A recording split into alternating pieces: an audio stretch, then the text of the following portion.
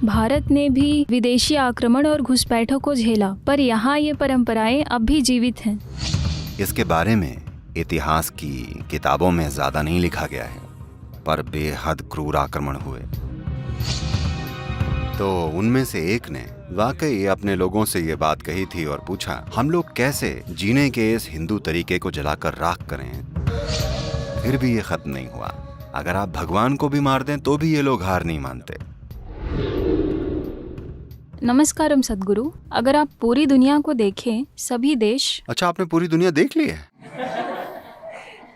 मेरा मतलब इतिहास में। अच्छा। अगर हम दुनिया का इतिहास देखें तो सभी देशों की खुद की परंपराएं रही हैं, जैसे मिस्र, अमेरिका, ईरान, सभी की अपनी अपनी परंपराएं रही। पर विदेशी आक्रमण के बाद वो सब पूरी तरह से खत्म हो गया। भारत ने भी विदेशी आक्रमण और घुसपैठों को झेला, पर यहाँ ये परंपराएं अब भी जीवित हैं। ये आज भी ज्यादा सक्रिय रूप से जीवित हैं। तो ये यहाँ कैसे बच पाई? मतलब वो कौन सी चीज है जिसने इस सभ्यता को जीवित रखा है? क्योंकि आप अब भी साड़ी पहन रही हैं, बस ऐसे ही ये जीवित रही है। वो कौन सी चीज है जिसने इस संस्कृति को हजारों सालों तक जीवित रखा? थैंक यू सद्गुरु। देखिए, आक्रमण कहने के लिए एक सरल सा शब्द है, पर जब आप पर इसकी मार पड़ती है, इसकी क्रूरता को आप झेलते हैं, तब बात अलग होती है। उस दौर में जो हुआ उसको बयां भी नहीं किया जा सकता, खासकर जो औरतों के साथ हुआ। आदमी मारे जाते थे कई मायनों में। वो किस्मत वाले थे। वो कभी कभी टॉर्चर किए जाते थे। वो थोड़ा बदकिस्मत था, पर आमतौर से महिलाओं को जीवित रहना पड़ता था और अक्सर उन पर उम्र भर टॉर्चर किया जाता था। तो आक्रमण केवल एक सरल सा शब्द नहीं है।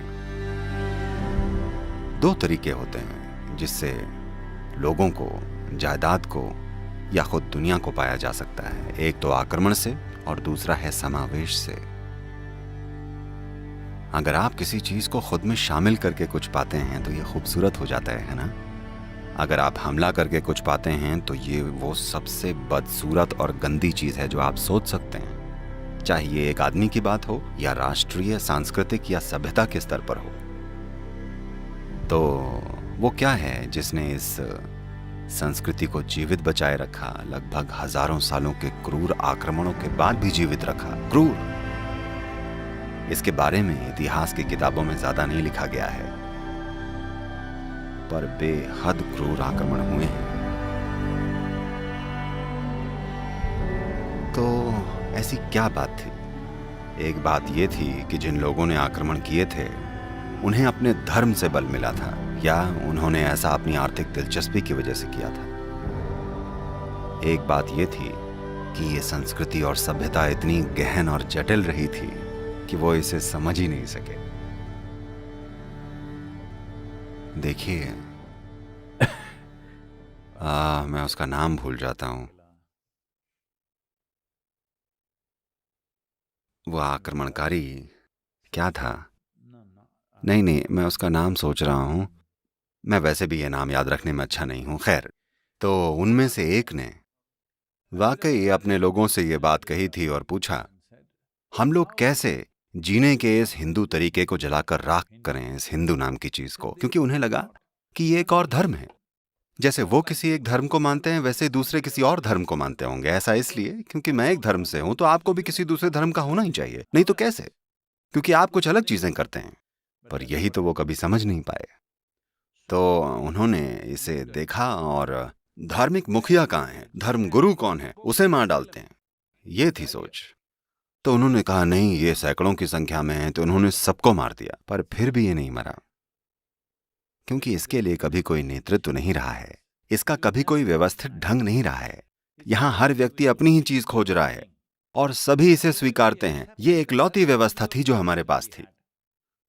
आप एक पेड़ को पूजती हैं, मुझे इससे कोई दिक्कत नहीं है। वो उस पत्थर को पूजती हैं, मुझे उससे कोई दिक्कत नहीं है। मैं न तो पेड़ की पूजा करता हूं न किसी पत्थर की, पर मुझे कोई दिक्कत नहीं है।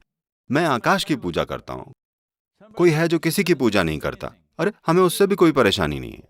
तो उन्हें ये कभी समझ ही नहीं आया, क्योंकि उन्होंने हमेशा ये माना कि आपको किसी न किसी पंथ का होना चाहिए। Here people did not belong to any entity. यहाँ लोग किसी पंथ से नहीं रहे, इसलिए कोई नेतृत्व नहीं रहा। आप जितने चाहे उतने लोग मार दें, पर फिर भी ये जीवित है। हर घर में इंसान के दिल में जो चीज धड़क रही है, आप उसे नहीं मार सकते, ठीक है? इसको नेतृत्व नहीं चाहिए था, ना ही कोई किताब चाहिए थी, ना ही इसको एक विचारधारा चाहिए थी, ना ही इसको एक भगवान चाहिए था। यह सबसे महत्वपूर्ण बात है। तो वो एक एक करके पूरे उत्तर भारत के मंदिरों को तोड़ते चले गए।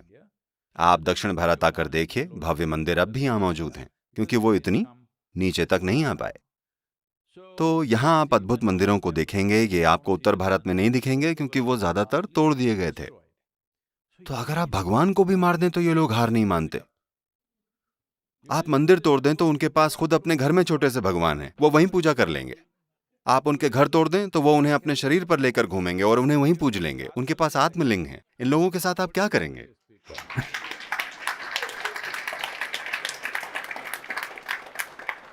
तो ये सबसे महत्वपूर्ण बात है जिसे आपको समझना चाहिए।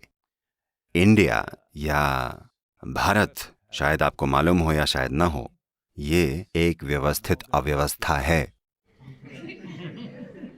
लोग इस चीज को नहीं समझते। तो अगर आप भारत को देखें तो लगता है ये कहीं नहीं जा रहा है, क्योंकि हम लोग तीर की तरह नहीं हैं। तीर कुछ देर तक उड़ता है और फिर गिर पड़ता है।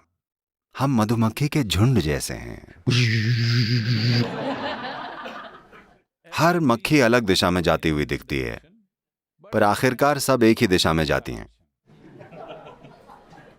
ये बहुत अच्छे से चल रहा है।